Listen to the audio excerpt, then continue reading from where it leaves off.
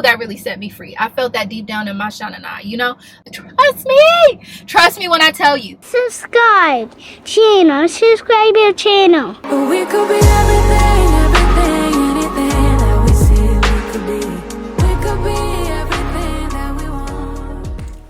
What is up, you guys, and welcome back to another weekly vlog. I know I've been kind of like MIA, and I'm gonna give you guys an explanation.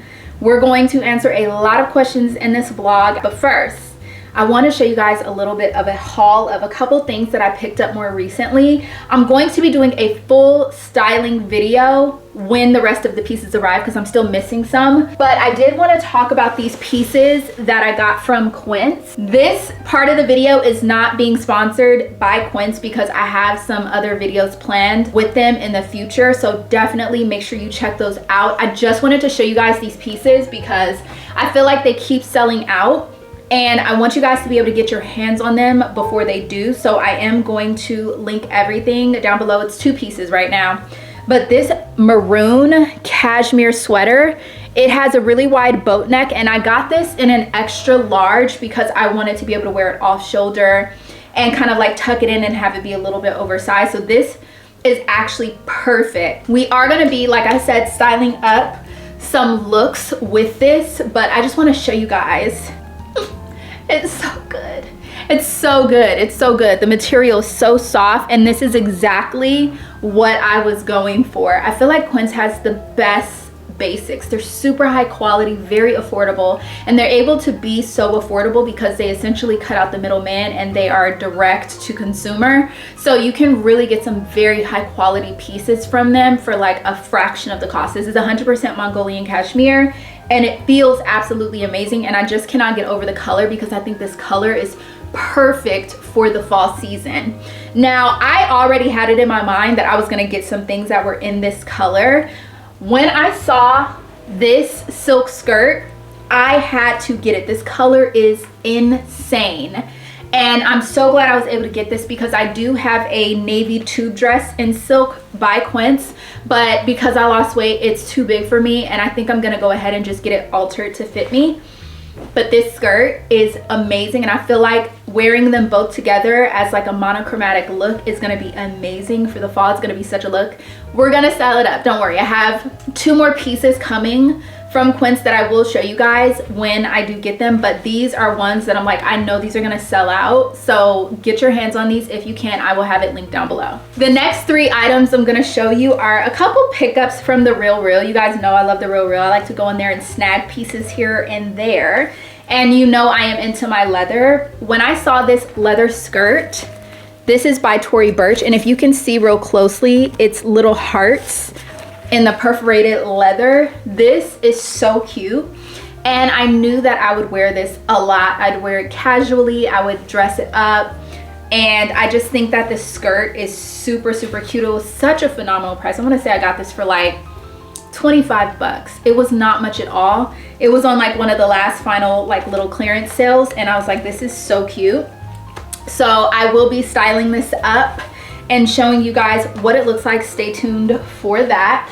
And then this piece, well, I'll show you that last. This is a pair of shoes, and I saw these shoes. I've been having my eye on these shoes, and I've just been watching the price go down till finally it got so low that I was like, I have to get them because I can totally see myself styling this up even with sweatpants. And it is these Charlotte Olympia wedge calf hair heels. They're so cute. They're so tall. I'm gonna try on one of them for you so you can see. I do have to admit I am a bit nervous because every time I have platform wedges like this, it's so easy to like just shift your ankle the wrong way and fall. So I'm kind of nervous, but let me see. I'm gonna try to get up here so you guys can see.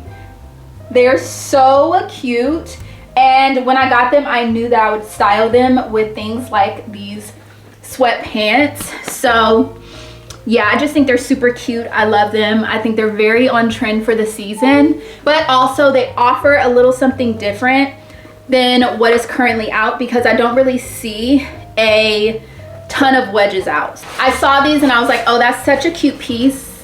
I feel like I need it. Again, great price. Now, the story behind this piece. If you have been watching me for any length of time, for like years, okay, I already owned this piece before. I don't know what I was thinking, like I sold it. Always thought about it after I sold it because I regretted it. And so when I saw it pop up on the Real, I was like, oh, I need that back. Like I absolutely need that back. And the price for it was very, very fair, super good, because I remember the original price of this jacket was like $900 and it's by Phillip Lim. Who remembers when I owned this jacket? Got it back when I saw that it was listed. I bought it again and I think it's super cute. It's like a combination between like a denim jacket and a leather jacket, but it's moto style. The interior is real leather, but it also has these zips in the back, so you can kind of change the silhouette. And that's one of the things that I like about it, because like you can zip it up and it does have that whole double zip situation, but you can also unzip the back right here. And you can definitely style this up as kind of like a top situation. I think it's super cute. I love it so much. Definitely will be wearing this. It's a good transitional type of jacket. A unique piece. You don't really see a ton of like tie-dye, moto style leather denim jackets. So I was really excited to be able to snag this and put it back in my collection. This is also the original size that I had bought it in. So there's that. But yeah, those are the couple pieces that I did get a little bit more recently. I also have a little thrift haul that I've done recently as well that I might insert a little bit later in the vlog. As a matter of fact, I'll insert that right here and then we'll get into kind of like the life update. But before we get into the heavy stuff, I want to give you guys some fun stuff. So let me insert it right here, the little thrift haul I did, which I also did on shorts, but if you didn't see that, you can see it right here. You guys want a little thrift haul? I have been, like I showed you, cleaning out my closet majorly, and I went to the thrift store because I'm in the middle of filming a layering for fall, the art of layering type of video. So if you guys have not checked that out, check it out. Hopefully, I'm pretty sure it's going to be up before this video. I got quite a few things, some things for that video, some things to replace some of the stuff I've been clearing out, but we need to do some laundry because I need to wash a lot of this stuff. Something that I am so happy to have found, only if it comes out right, are these suede rag and bone. They're like skinny jeans, but they're not jeans, they're suede. And they do have some stretch to them. They fit great in the store, but I definitely want to wash them. I definitely want to wash them. There is some questionable spots and I just feel like I want to wash them, but I love the color, this Merlot color. I am a little bit frightened to, y'all, I'm about to really just throw these in the washer, cold, delicate, hang dry, and see how it works out for me. They were $21. I feel like it's a $21 risk I'm willing to take, especially if they come out great and they fit good, because these are perfect for the season. I also tried this on in store and I really loved it. It's like this off the shoulder little, I don't know, beaded top. I think it's going to be super pretty for holiday. Is this the most practical thing? No. But do I have pants that match this? Yes, I do. And I feel like as a set it could look really cool together. I'm going to try it on and make sure that they actually do match, but I feel like they do. Otherwise, just during the holiday season with jeans and maybe a heel or something like that, I think this could look really cute. And I just love adding cute, unique pieces to my beaded collection. This is by the brand Every, and it feels like linen, but I want to say it's like a ramie material, which I think, if I'm not mistaken, ramie is a natural fiber. The thing that sold me on this was, first of all, I like how it's kind of sheer, very lightweight, perfect for fall seasons out here. Sorry, I'm waiting for my husband to get home because I'm hungry. But it has this like balloon sleeve, but it's shorter, and I just feel like with my balloon cut jeans, this is gonna look really cute, especially like my Free People ones, my circus pants. I feel like these are gonna look really cute with that because it does have a stripe on it that's this color. Another one, this is cotton and a linen blend. It's 52% linen, 48% cotton, and I got this also because of the sheerness of it. It's kind of like thinner, and I feel like this is very fitted on me. It's a great layering piece for if I want to layer it under things, just different things that I'm thinking about. So I had to snag that because a lot of my tops, like button-ups like this, are very big and oversized. I got these to cut at the bottom and turn them into like a long sweatpant, like gaucho situation. I like the fact that they have the green on it. I have a ton of gray sweats, so I don't need another pair. But these are from they're from the brand, I don't know why I thought these this whole entire time I thought they were from Topshop. They're from this brand Together. I don't know what the brand is, but they're so thick and heavy. I'm like, this is a good quality sweatpant. And then I got these 2 pair of light denim. And after I wash this stuff, maybe I'll try it on, or I'm doing a styling video, obviously, for this stuff, so I'll insert the videos of me trying the stuff on if I have them. These are Gap. These fit me snatched, okay? I've been looking for another pair of light denim to fit me snatched because the ones that I had, my vintage 505s, they don't fit me snatched no more. They're loose. I also got these Wrangler ones from the men's section, which fit really well. And then I saw these. These are very wide and they fit me kind of low. I just love the color of these. And I feel like they are most definitely linen, I think. Hold on, let me see. Yep, 100% linen. These are technically an extra large, but I love how big they fit me in low rise. And I loved actually the way they looked with this graphic tee. So I'll probably be styling this with graphic tees and just like in a very comfortable, almost feeling like sweatpants kind of way. I got this one for me and my husband to share, but it is a polo Ralph Lauren olive green v-neck cotton sweater, perfect for fall. And then when I saw this cashmere argyle sweater, I had to get it. I had to get it because I'm gonna style this up with the light wash denims that fit me snatched, maybe a really cute heel or boot or something like that. I just love this. And I checked it over really good. It didn't have any holes in it whatsoever.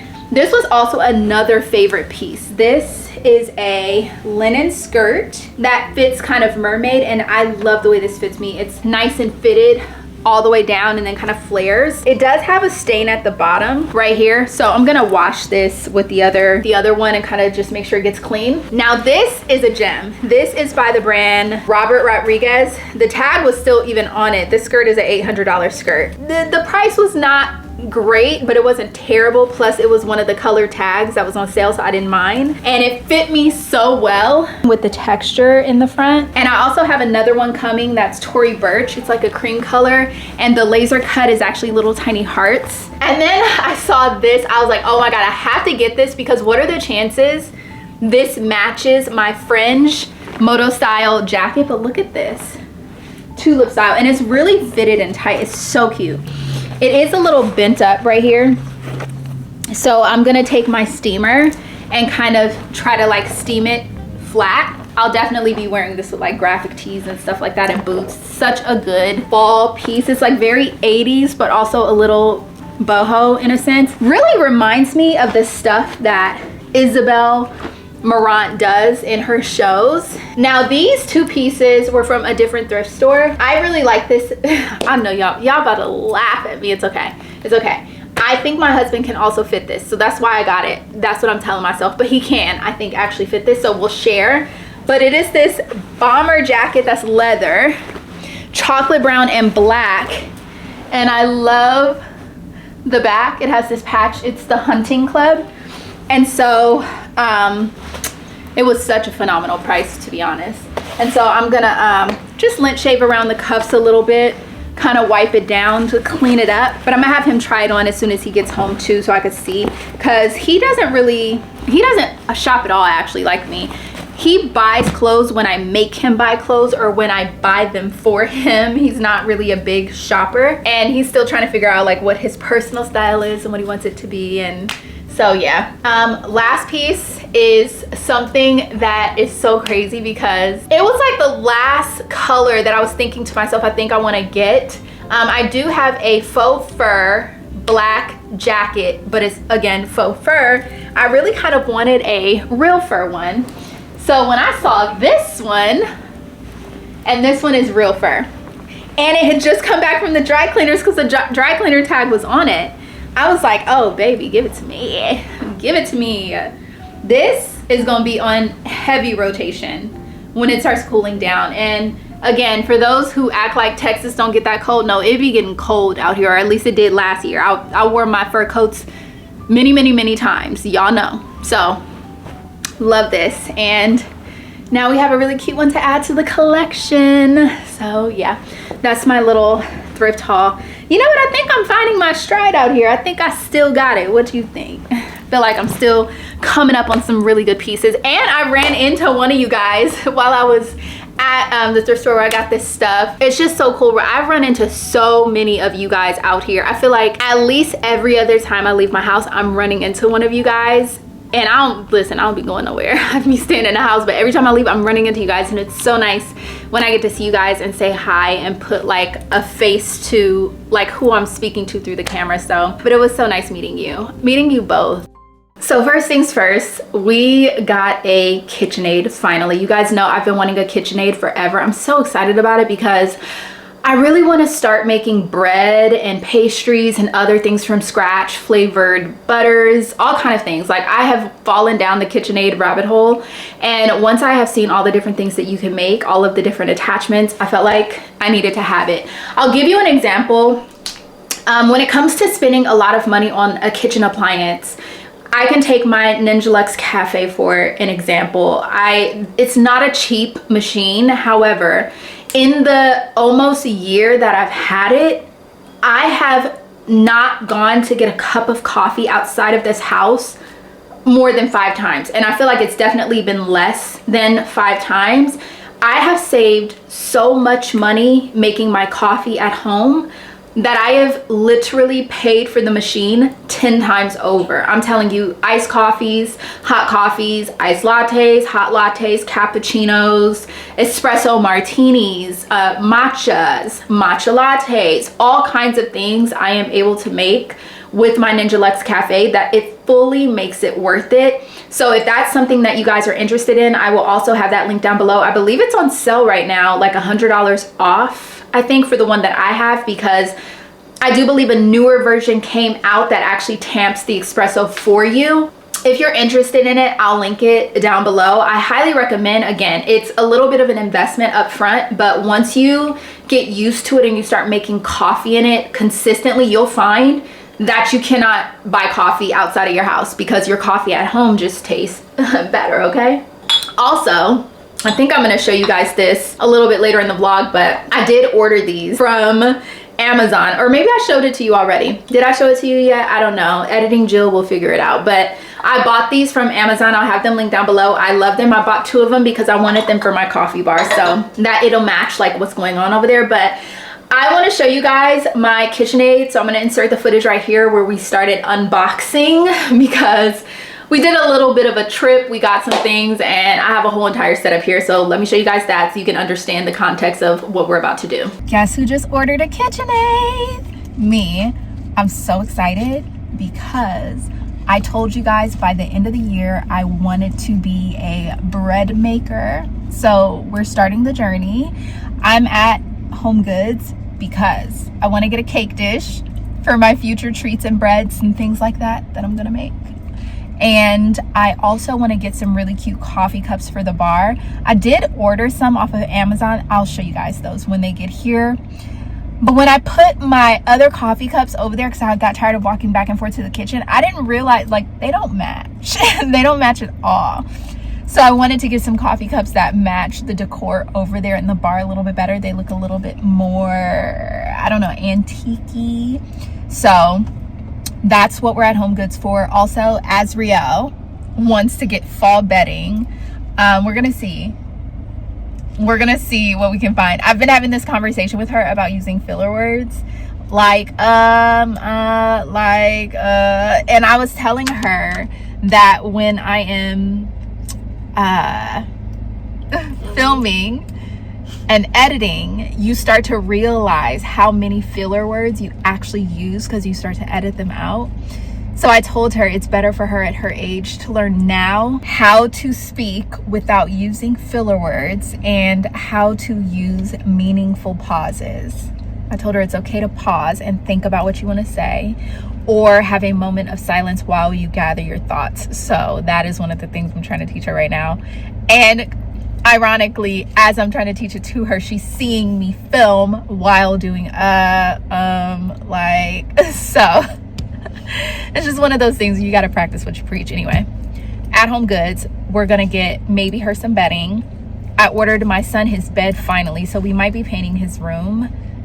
I'm not sure when that's gonna be, but it would be ideal for us to paint it before we put the bed together.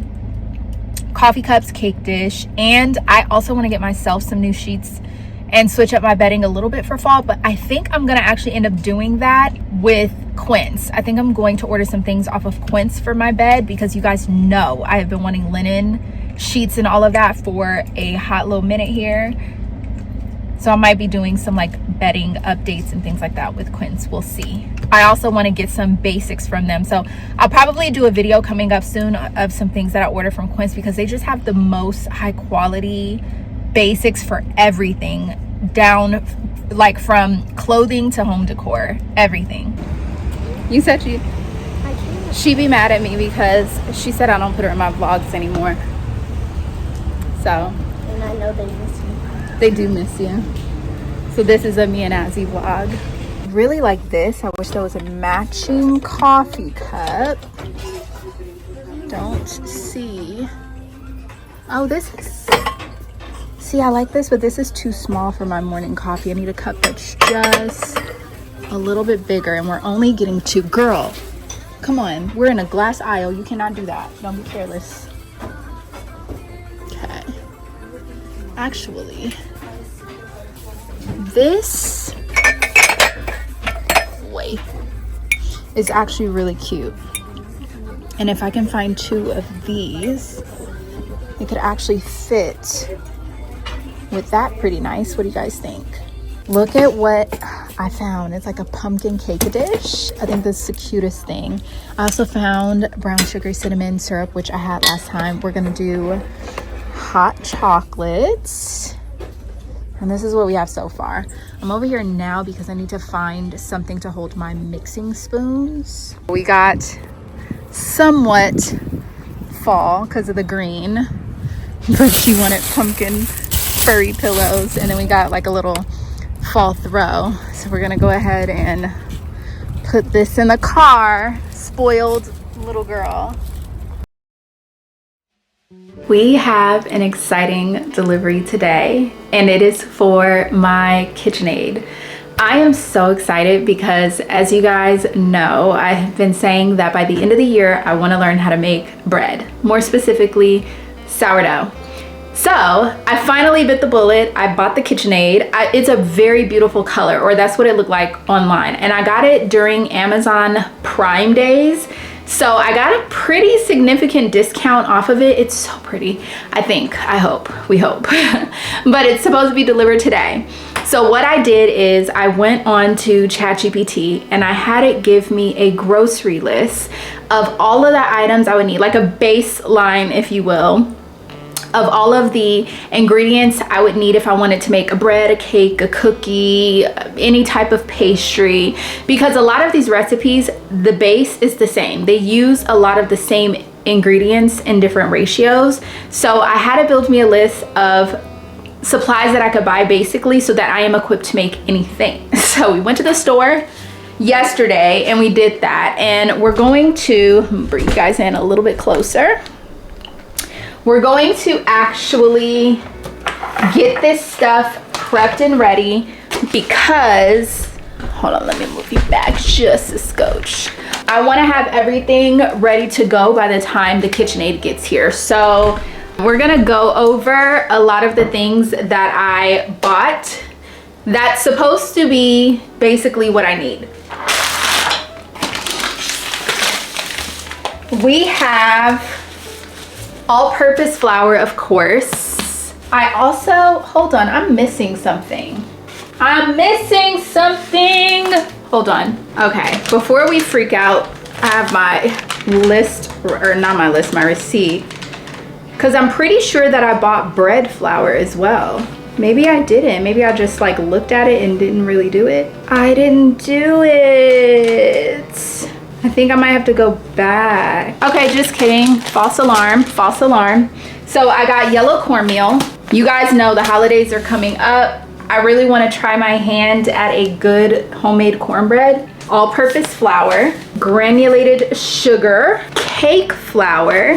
I should have got bread flour as well, just for certain recipes, because all-purpose flour works fine, but I'm gonna go back and get bread flour. I have the black cocoa chocolate powdered sugar. This is good for icings, as well as the pumpkin spice powdered sugar. I also got that for icing. And then I got coconut oil because certain recipes require like vegetable oil or oil. I don't think obviously vegetable oil is terrible for you, so I wanted a healthier alternative, so I got coconut oil. I also got more Ceylon cinnamon. I got 2 of these because Ceylon cinnamon is healthier for you than regular cinnamon.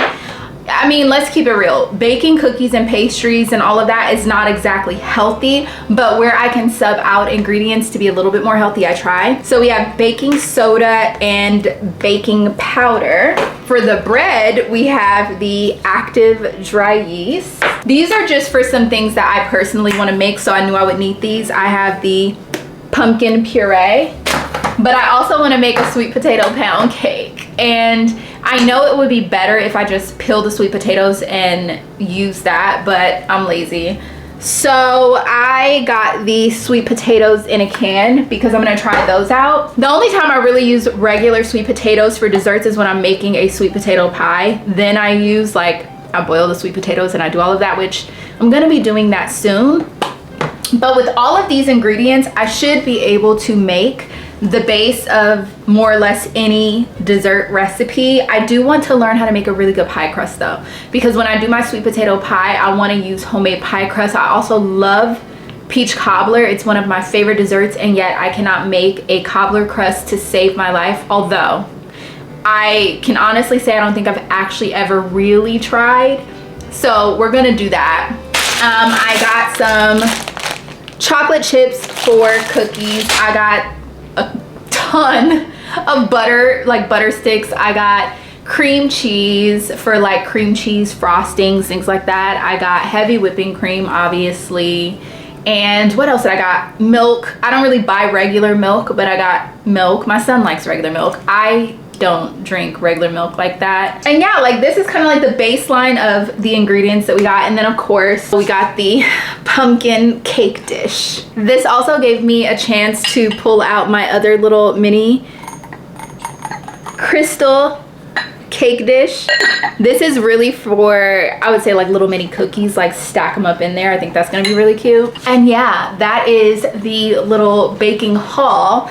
The KitchenAid should be here, I want to say like within the hour, but I want to show you something else that I ordered off of Amazon for the bar, because I was trying to put like my normal coffee cups in the bar because I felt like I don't want to keep going to the kitchen. So you guys know from HomeGoods, I did get these, which are really pretty. They have a gold lip, but these, so those are already in the bar. These, get into these. I'll link them down below because I know there's going to be somebody who probably wants it.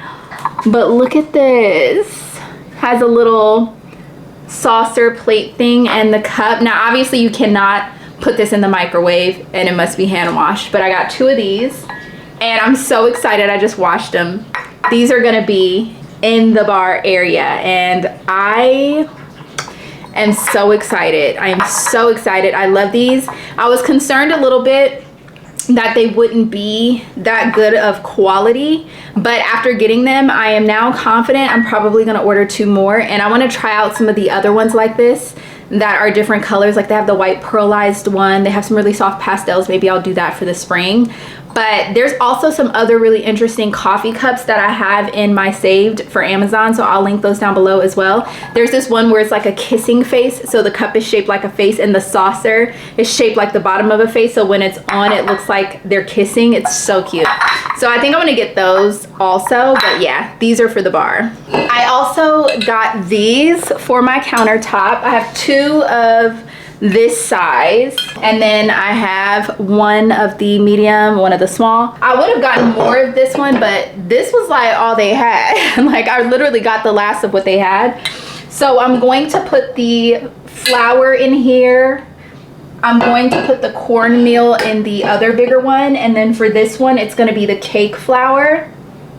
And then in this one I'm going to put the sugar. All right, we have everything washed, but I wanted to show you guys these. I bought these when I was back in California. Again, at this time I was shopping and buying all these books, and you guys had no idea that we were in escrow for our house and that we were moving, so I didn't tell you guys exactly why I bought them, but I always had it in my mind that they were going to be in the kitchen as kitchen decor for books, but practical at the same time. So I have these holiday celebration cookbooks. These are from Taste of Home, circa 2004 and 2005. And the thing I really like about these is, first of all, there's so many holiday recipes and just like different ideas for things to cook. And when I looked at it, I was like, oh, this looks amazing. Gingerbread biscottis. Ooh, let me learn how to make a cute little biscotti. Gingerbread pancakes. Like, it's all like holiday stuff. Let me also say cookbooks are another thing I love to get at the thrift store, because I feel like we don't have as many like family recipes being passed down through generations like we used to. So being able to get cookbooks from way back in the day that have recipes that probably will never see the light of day again unless somebody gets it and cooks them. I just love preserving recipes because there's just certain things people don't cook anymore. I'll give you an example. My great grandmother on my mom's side, she used to make tea cakes. And nobody got the recipe for her tea cakes before she passed. So I would love to know how to make a tea cake. I would love to know how to make her tea cakes, but nobody has that recipe. So now I have to scour the internet for a southern tea cake to see if somebody knows how to make it so I could try to recreate it. Note to self, I need to go on ahead and do that. But when we would go up north to Sacramento, she would always send us home with tea cakes.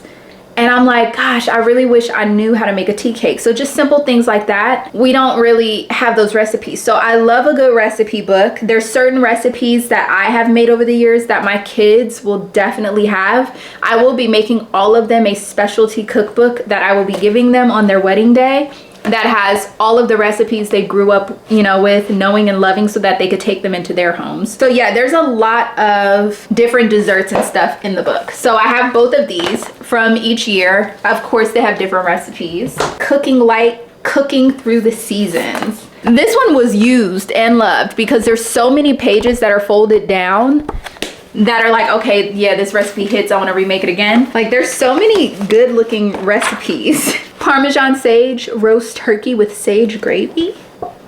Listen, I'm getting hungry already. I know this is probably boring, I'm sorry, but I'm very enthralled. So anyways, yeah, love that one. And then last but not least, we have the Perfect Cakes recipe book. And this is purely nothing but cakes. And because I want to make a sweet potato pound cake, I'm going to take some of these recipes and modify it. Bourbon pecan pound cake. That looks good. I just think it's so cool. I think that just to make cooking more interesting at home, I want to start making interesting and fun recipes, and just like that part of life, I want to romanticize that part of life, cooking every single night, because that could really be fun. It's enjoyable, and it's something that I really want to do. So that was another reason why I got my KitchenAid. I have my hand mixer. I have like everything that I need. My air fryer that also dehydrates, and I can make dried herbs and all the things. It's so crazy. I was watching this creator. She was talking about all of the things that she likes to actually film versus the stuff that people want to see, and she spends a lot of time filming very beautiful content of making like elderberry syrup or picking things from the garden and then making like homemade things. And she said it just gets like a third of the views of what she would typically film, like when it comes to like a high street fashion haul or whatever. And she said that she would love to film that kind of stuff, but she feels like it would be career suicide if she did. And as I'm like listening to her talk about this, I'm thinking, girl, same. I really understand, because I love filming fashion content as well. But as you get older and you go through different phases of life, different things like people passing, traumatic events, things that are just devastating, the state of the world today, you start to realize that shopping all the time is just not it. Like, it's fun, it's cool, I love dressing in creative ways, I love all of that, but at the end of the day, it really doesn't bring the kind of joy you would think. Some people really get off on it, and I get it, because for me, I used to really get off on it, and it was a passion. It had nothing to do with materialism. I was really passionate about it, but I just find that as I've gotten older, my passions have changed, and that's okay. And I have to strike a balance between serving what I know people want to see from me, because obviously I could stop doing fashion, sure, but I still love it. I'm just multi-passionate. I have a lot of different things that I love to do, and I want to incorporate all of them. So I could quit fashion, yeah, sure, but at the same time, nobody has my fashion voice, nobody has my vision, nobody has my creativity. So I can still share that while also incorporating new passions and new things. And yeah, my views might suffer for it, but at the end of the day, I don't want to be a slave to my platform, because then I won't enjoy it. And so I'd rather do things that I enjoy, and I feel like the right audience will come, because I am ever evolving, constantly changing. And so I think that I have to realize that on my platform, my audience will be constantly evolving, ever changing, because my passions are.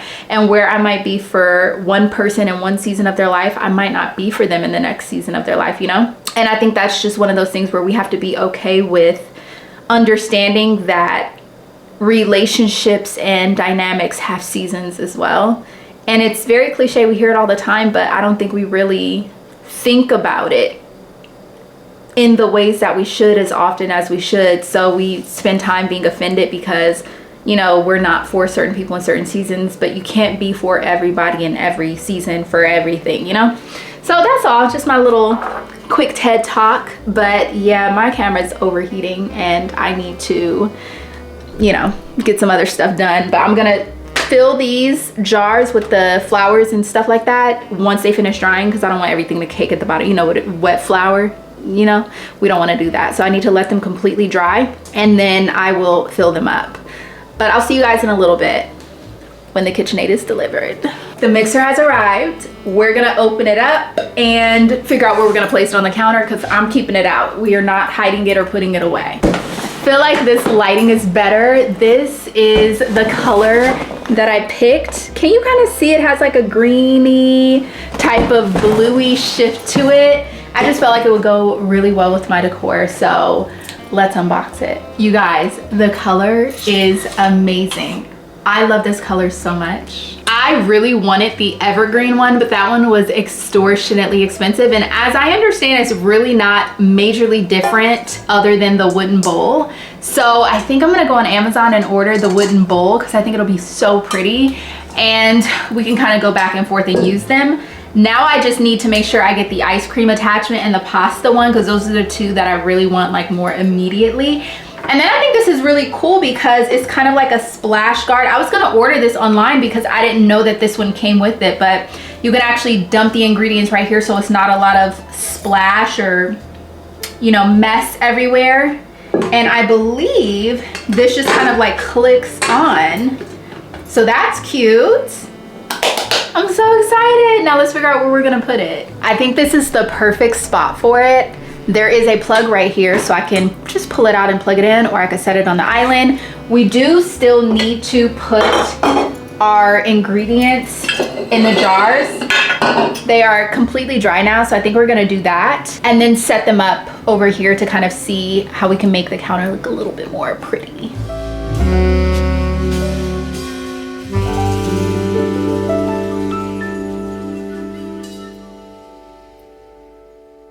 It's something about having the KitchenAid on the counter with the flour, the sugar, the cookbooks. It just makes everything feel so homey and cozy and fall. I can't wait to start baking. All right, we're headed to HEB first because I need to know if they have the glass jars that I need so I can plan my route around going to another HEB. So let's get into the first thing. I feel like I've tried to film this so many times and I just cannot seem to make my thoughts make sense. So I'm just gonna go for it. First thing is, I don't feel like I've been showing up for you guys as my absolute best, nor have I been showing up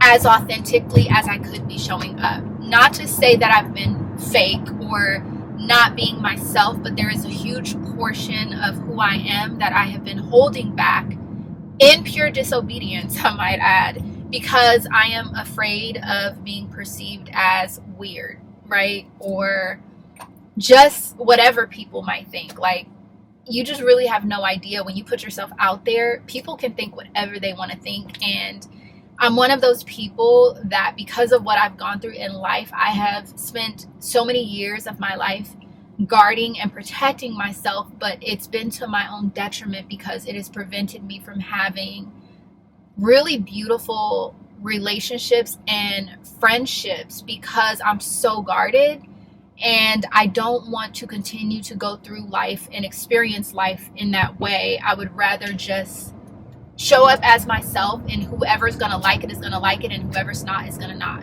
You know, you're not for everybody. That is the point of why we are so fearfully and wonderfully and uniquely made. You're not going to be for everybody. However, when you have gone through certain things in life and you are a people pleaser and you just want people to like you, these are the things that you think to yourself. You think like, how much can I adjust to make sure that I don't offend this person, or to make sure this person likes me, or maybe I should hold back on this because, you know, it might be too much for them, or, you know, I don't want them to think I'm strange, so let me not say this, or let me not show that I'm interested in that, or whatever the case may be. I feel like in the society that we live in today, everybody is so extremely judgmental of each other that it really makes us afraid to show up and be ourselves authentically, like our whole self. Like, yeah, we might show up and have portions of authenticity that we're showing up with, but we're not showing up in the wholeness and the fullness that we were created to be because we're afraid of being perceived and how we're perceived. And I don't want to show up online like that. I've showed up a majority of my younger life like that, and it is no benefit to show up not being authentically yourself. I feel like I have experienced some of the most heartbreaking betrayals in the last 2 years, and it has kind of altered my perspective a bit, but not in the most horrible way, because I have been extremely betrayed in the past. I have been severely bullied in the past. Like, I've definitely gone through a lot of different things that have caused me over the years to harden my heart and make it hard for people to really get to know me and be my friend. And so because of that, I have always struggled to have friendships or make friends because I just wasn't fully open, nor was I fully and authentically myself, because I felt like I wouldn't be accepted. Now, a couple years ago, when God was like really doing a work in me, and a lot of you guys saw the shift on camera, one of the things that God healed me from was feeling like I needed to be on guard from everybody. God really healed me from feeling like everybody is out to get me. Everybody is the same. There's no authentic people out there. Like, the way that I used to guard myself against other people, so much so that I couldn't even like really authentically make friends, it actually was a lot more damaging to me. Oh, poor guy. Let me let him go. Why is everybody home? It is the middle of the week, in the middle of the day. Don't people have jobs? I'm saying that as I'm here. Like, I really be thinking that though. Don't people have jobs? I be thinking I'm about to get in and get out somewhere in the middle of the day with nobody, you know, where I'm going, and it's like crowded. Okay, we're at HEB. So I'm gonna finish this like little portion up and we'll continue it in a little bit. But when God was working on my heart, he really showed me, and using me as an example, like, I had to really sit back and assess why I treated people the way that I did, why I was so standoffish, why I did not engage or put forth effort to really like be kind and make friends. And the reason was because of how hurt I had been in the past, and so I was afraid of being hurt again. And once God showed me that about myself and why I was acting and reacting the way that I was, not only did I decide I did not want to continue to live my life that way, because it prevents you from having beautiful experiences and relationships with people who are so special and really contribute to having a beautiful life, is the type of community that you build. But also, it put in perspective when I came across people who reacted and treated others the way that I used to. I began to understand, I remember when I did this. I understand why they're doing that. And it helped me to not take it so personally, because I get it. Like, there's been so many people, like, I feel like everybody at this point has dealt with betrayal in some sense, but there are some who have dealt with betrayal in such an extreme sense that I would fully understand if they never wanted to meet somebody new or make a new friend ever again, because the people who have been in their life the longest, the people who they have known the longest, are the ones that have betrayed them the most. The people who they thought they could trust the most are the ones that have betrayed them in the largest way. So like, I get why they would just be like, nah, I'm not dealing with nobody. Like, I get it. And you can't let experiences like that be something that you take personally, because everybody is going through something, and everybody has dealt with betrayal or dealt with different things that have altered the way that they show up in the world, the way that they move, and how they perceive things, you know? So I'm very careful about that, because I understand and I get it. However, I do want to make meaningful, lasting friendships. And so it's very hard for me to show up and want to make friends with people, because, again, just like everybody else, I'm worried about being betrayed. I'm worried that I'm going to be perceived a certain way. I'm worried that I might be mistreated. Like, there's so many different things I'm worried about. But every single time I have those thoughts, I have to like push through them and just be myself authentically. Even though there's so many people in my life who would beg to differ, who have like known me previously, they would say, oh, she's not an easy person to get to know. Like, she's very standoffish. She don't want to talk to nobody. She's kind of antisocial, which I can be at times. But truth be told, I'm actually extremely friendly, and I do actually love people. It's just that I feel really uncomfortable being that person, because I'm like, I worry if people think I'm being authentic or not.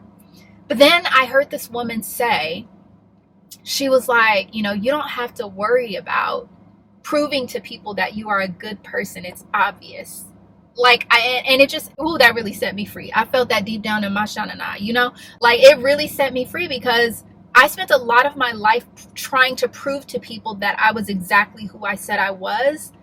And to just hear, like, you really don't have to prove it, because if you are who you say you are, then it's obvious. It's obvious. And anybody who can't see it It has nothing to do with you. It has to do with the trauma that they have dealt with, the betrayals they have dealt with, the different people and interactions they have dealt with, and it's altered their perception. But their altered perception has nothing to do with who you really are. Sometimes people have to heal in order to be able to see you clearly, but that's not your responsibility. You know, you just have to continue to show up and authentically be yourself, because again, being a good person, if you are a good person, it's obvious. You know, I've met people over the last year, or like a little more than a year, and you know, there's different people I've tried to, you know, like put forth the effort to be friends with, and it's been so uncomfortable for me. It's been so uncomfortable for me, like reaching out and, oh, hey, you were on my mind, I was thinking about you, or hey, do you want to do lunch, or, you know, just having that like small little chit chat. I feel so awkward because I feel like I don't know how to do it. But at the same time, it's like I'm trying to push past that discomfort, because it doesn't do anything for me to like continue to move through life unhealed and not free. You know, like I'm working on being completely healed. I wouldn't even say I'm completely healed, because I noticed some things I'm still working on, but I'm not gonna move through life like I'm not free. Like, I am free. That's been like a very interesting experience and mentality shift when it comes to making friends. Now, I do want to talk about what happened the moment I took a break off of like vlogging on YouTube, because some very enlightening things happened and I started to see some things. And yeah, we're going to get into that, but we're going to go into HEB first.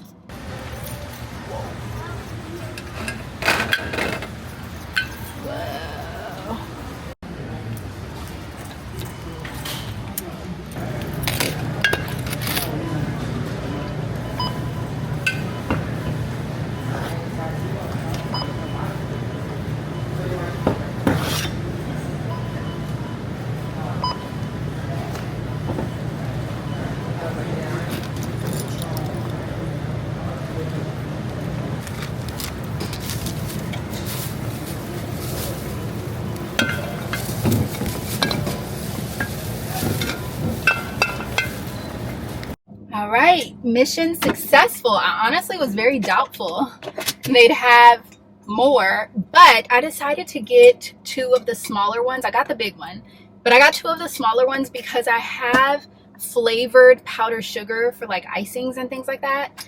And they're in a little bag, but I thought it would be better to keep them in something like this. I also need to get a container for my sourdough starter. It has to be a specific kind of container. It has to be glass, wood top that's not airtight or it could explode, and preferably something that has like a wood spoon attached, because when you're mixing it up and doing it, you cannot use metal in your starter. So yeah, gotta do that. Maybe they'll have something at HomeGoods, but I think we're gonna head to HomeGoods now. So one of the other things is I realized I was not really enjoying life. I was filming more than I was living, and I wasn't present or in the moment, and it was having an effect on my enjoyment of life, because I was too concerned with trying to make things look perfect to film. And not from the sense, well, maybe, I don't know, it could be from a sense of like perfectionism, but you know, like you want your vlogs to be good, you want them to have a certain vibe to them, right? But at the same time, everything that I have to say doesn't always call for that vibe. Sometimes I just want to say what I want to say, show you what I want to show you, and that be that. And I think that the discourse online surrounding influencers in general, I've been seeing a lot of that recently, of people having an opinion about influencers and content creation and all of that. And I know that some people are craving something that feels a little bit more authentic. I get it. But I don't think the criticism of content creators and influencers is actually fair either, because you're trying to come up with an assessment about somebody based on a very short portion of their life that you see online. That's not fair, because that portion of their life that they choose to show you is, ooh, don't break now. It's such a small portion of who they are, you know?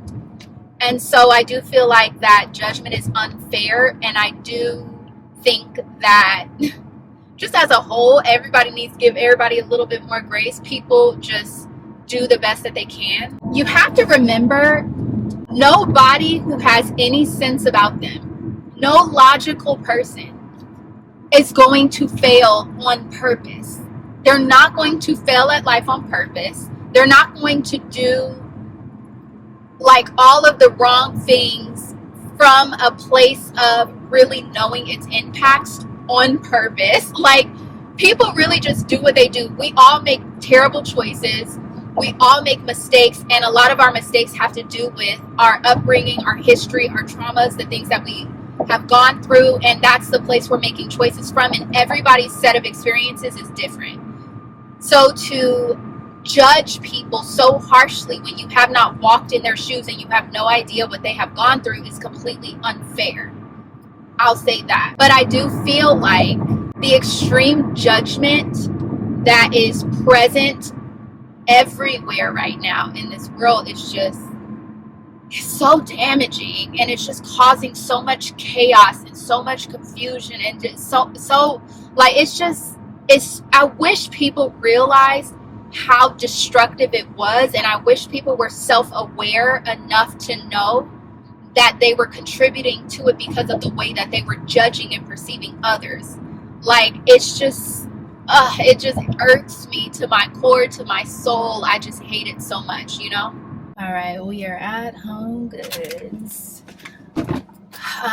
But yeah, so what I had begun to realize, getting back on track, is my platform was starting to become an idol. What is an idol? It's something that you place above your obedience to God. I knew that there were certain things God was instructing me to do, but I wasn't trying to do it because I was worried about the risk to my platform, which meant my platform had become an idol. And I have already learned that lesson before, and I was not trying to learn it again. So I had to step away. I really needed to do, first of all, some self-assessments, but also I just really wanted to like take a step back and really look at what it was that people were really craving and wanting, and what ways I could actually be helpful, which ways my platform could actually be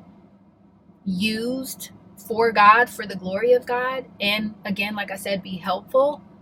And so taking that time away was like really enlightening, because I really started to see some things. Like, you guys know, if you've been watching the vlogs, definitely if you're not new here, that I'm a dreamer. I dream a lot. I do want to explain to you the difference between, how do I want to say this? I'm not a psychic.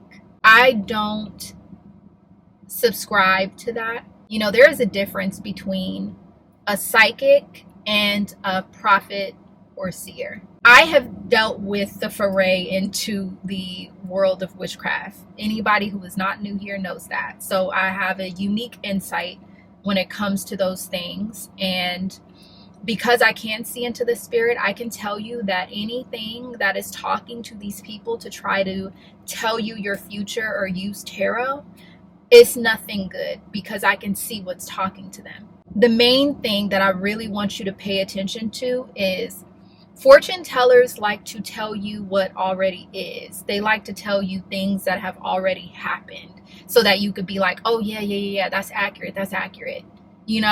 They're always about telling you about your past, and they might even be able to tell you some present things that are going on because they dabble in familiar spirits. But the only one who can tell you your future and what is to come is God, because the scripture very clearly states, for I know the plans I have for you, plans to prosper you and give you an expected end. A psychic can't tell you that, okay? And dabbling into witchcraft and tarot and psychics, I'm telling you what I know. I'm not telling you something that's a guess. I am telling you something based on personal experience. It's not anything good. Stay far away from it, because what they are speaking to means you no good, okay? It means you no good. But a seer and a prophet, there is a difference between a seer and a prophet. A prophet can hear, a seer sees. but a seer can also hear. Not all prophets can see. I hope that makes sense. So like as a seer, I get a lot of dreams and visions, but also I can see into the spirit. I can see demons. I can see angels. I can taste spirits that are around, whether it's a bad taste in my mouth or whether I taste something sweet, whether I smell something disgusting or whether I smell a sweet fragrance. I can smell and sense when there is spiritual activity around me, but I can also see it. I can hear. I dream and I have visions. That's a seer. Prophets hear. So in the Old Testament, seers and prophets there were distinctions between them, like Daniel was a seer, and then there was prophets. But in the New Testament, prophets it was a word that was used to categorize prophets and seers, even though in the Old Testament they were categorized as different. So I am in fact a seer. It's not an easy gift to have. I've had it since I was very young. I've been operating in it since I was very young. It was terrifying because imagine trying to explain why you're seeing demons, or what you're seeing. Like, it's a very hard thing. I tried to pray that gift away more times than I can count. And it just is something that I have had to learn to move in partnership with God and the Holy Spirit. It's not something that I was ever meant to carry alone, but I felt like I needed to. And it's just been a very interesting experience. I mean, I have videos where I talk about being a seer in my childhood and all of that. You can look those up on my channel. But that being said, as a seer, I have no control over what God shows me, especially when it comes to other people, or just generally speaking. There might be just a general thing out there that God wants me to speak on, and he'll be like, okay, this is what I want you to say. He'll show it to me in a vision, give me all of the different examples, give me the way to say it. And then I come on here and I speak. Those are the videos that you guys see where you're like telling me I hit on something that you were going through, and there's obviously no way I could have known except for the Spirit of God. That's really what I'm supposed to be moving in and being obedient to, but I don't always do it because I feel like I don't want to be looked at as weird. So it's been a struggle for me because I can't control it, but I also can't be disobedient either because there is a cost. Like, it costs me, and there is a consequence to being disobedient. And just scripturally speaking, Ezekiel, I want to say it's Ezekiel 33. The Lord really had to point me in the direction of these scriptures, because it's like I know it exists in there, but I don't know the exact book, the exact verse in scripture and all of that all the time. Sometimes I have to look it up, but I hear God say it and I know it's in there. And so I looked it up. Ezekiel 33, the New International Version, the NIV says, "Son of man, I have made you a watchman for the people of Israel. So hear the word I speak and give them warning from me. When I say to the wicked, you wicked person, you will surely die, and you do not speak out to dissuade them from their ways, that wicked person will die for their sin, and I will hold you accountable for their blood. But if you do warn the wicked person to turn from their ways, and they do not do so, they will die for their sin, though you yourself will be saved." This is a consequence I am not willing to suffer. If the Lord tells me to tell somebody something and I don't say it, their blood is on my hands because he told me to say something and I didn't do it. And I just have experienced too much in my life to want to suffer the consequences of not being obedient. Like, I am good. Like, no, thank you. It has gotten to the point where even in extreme discomfort, I have to be obedient because the consequences are not worth it for me. They're not worth it. And I do know and understand that it's very hard sometimes for people to hear and take somebody serious who says, hey, I had a dream about you, ABC, XYZ, because there's so much falsehood. There's so much false prophecy out there that it's actually quite insane. If you hear somebody online talking about, oh, I have a word of the Lord for so-and-so, and they trying to blast some celebrity and say, oh, God is saying this celebrity this celebrity that, da-da-da-da-da-da, they are a lie. They are a lie. I'm going to tell you, they are a lie, because God does not waste his time. God is not going to give a word to you for somebody you have no access to, who doesn't even know who you are from a can of paint. He's not going to waste his time. You get what I'm saying?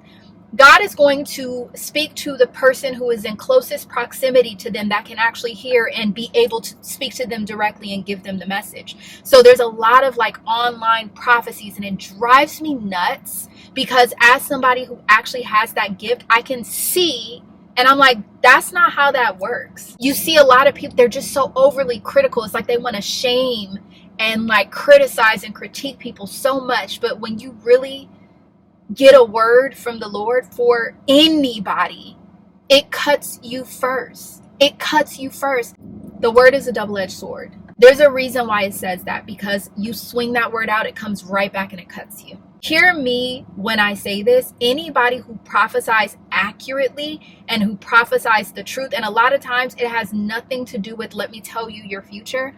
A lot of time, prophecy is an answer to your prayer. Prophecy is, I'm seeking God on this matter. I have no idea what to do. And then God will give the word to a prophet who will come and say something to you. And it's an answer to your prayer. And that person who's telling you has no idea that they're even speaking to a prayer that you just prayed. They're just giving you the word of the Lord because they're trying to be obedient, you know? No prophet who's accurate, who is giving you a word from the Lord, understand that that word costs them. It costs them tremendously to be able to give you that accurate word, because there are things that they have to go through in order to be that accurate. Trust me when I tell you the stuff that I say to you guys, the things that I tell you that speaks to you, the way that I can say something and it hits you in a way, I had to pay for that.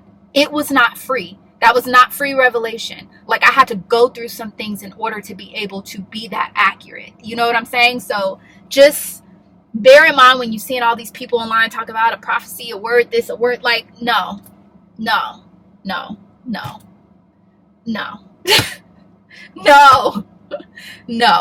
I have had to give a couple words in the last week, and it's been very hard for me because, again, it's like, I don't want to be perceived as weird, but the disobedience isn't worth it. I can't even be offended if they don't receive what I'm saying, because I get it. That's not always something that's easy to receive. When you're dealing with such toxic people, when you're dealing with such betrayal, when you've had to deal with so many different things that you should never have had to deal with, like, it's one of those things where I just have to be okay with the fact that I might be perceived a certain way, and it is what it is.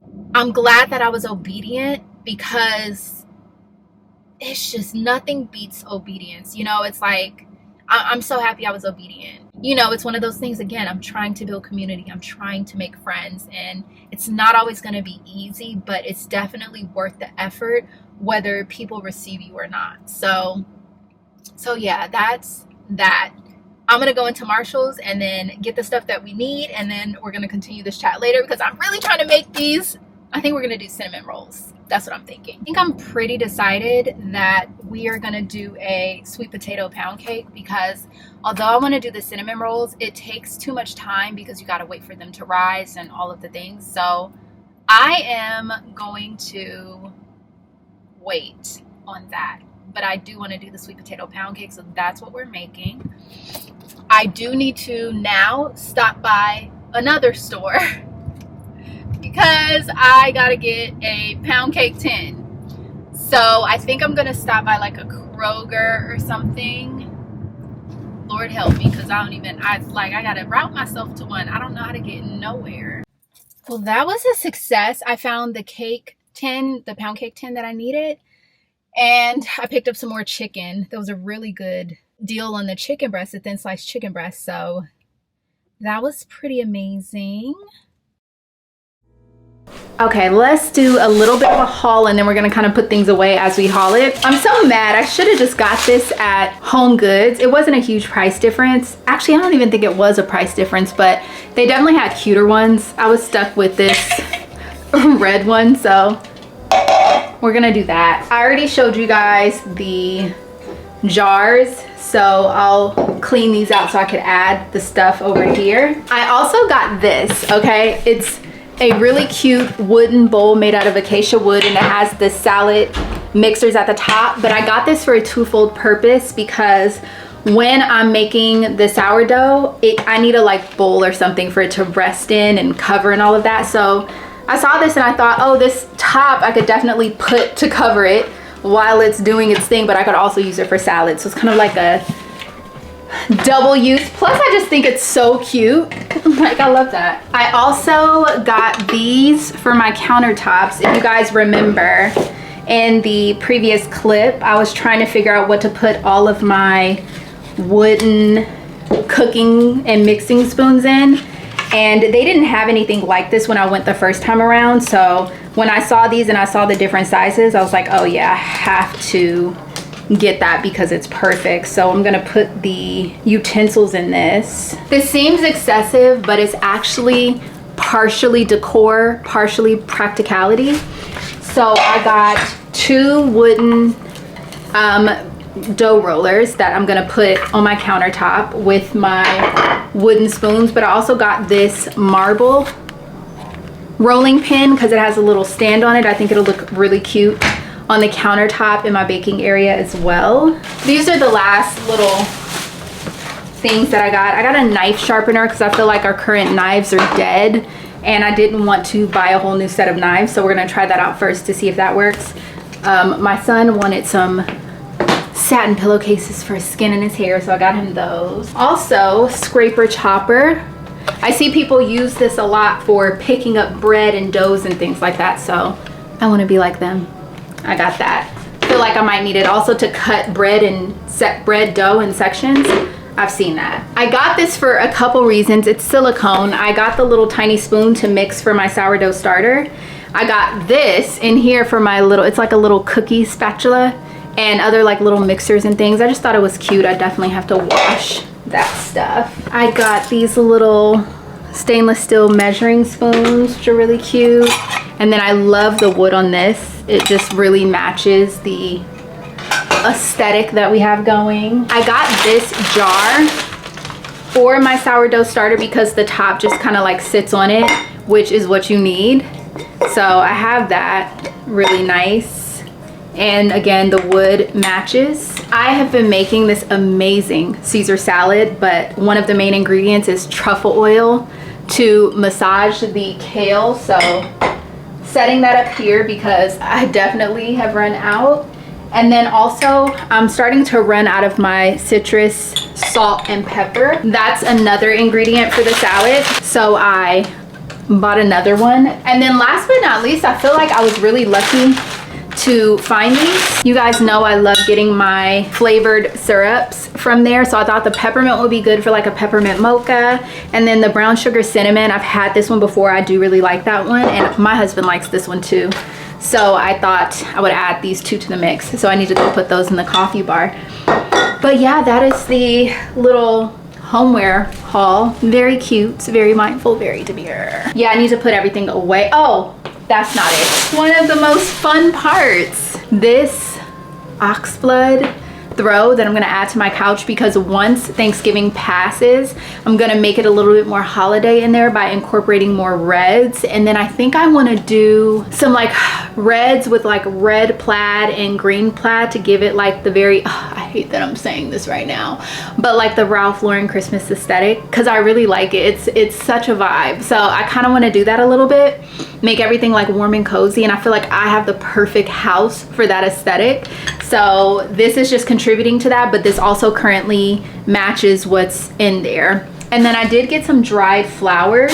I got these, and then I got these. So if you guys don't know, whenever I get flowers for arrangements in my house, whichever, some of the flowers are really good for drying out, so whichever ones I can manage to dry out so they look pretty, I just add them to the vase that I have in my living room right now. You'll see it because I just moved it and we're gonna put these in there. But I like to dry out my flowers and build arrangements over time, and they just get bigger and bigger and bigger, but they're so nice because they're preserved flowers, so I never have to change them out, I never have to move them, and I love them. I like the vibe that preserved flower arrangements give, and I've been doing it for years. I've been doing it for years. I would much rather have preserved flowers than faux flowers. I used to keep them in like the little stainless steel teapots in my old apartment, which I'll insert a picture if I can find it. These are dried flowers. So I love to dry out baby's breath. I like drying out roses. I like drying out any type of foliage like eucalyptus and things like that.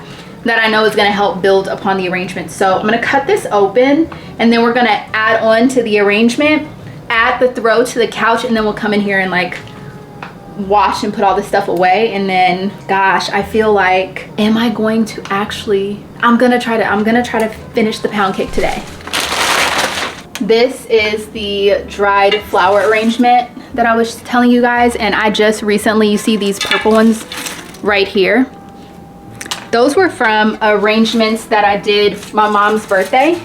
And there's another one over there, it's completely dried out. I need to take it and actually add it to this arrangement here. I thought it was just lasting a very long time. I went over there and touched it, and it dried in the upright position because that window gets a lot of sun, so it's really cool. But there is enough in here for me to be able to spread it out and make multiple little fall arrangements. So I think I'm gonna make a dried arrangement also for the table over there. Oh, this is like such a mess though. Lift me up when I am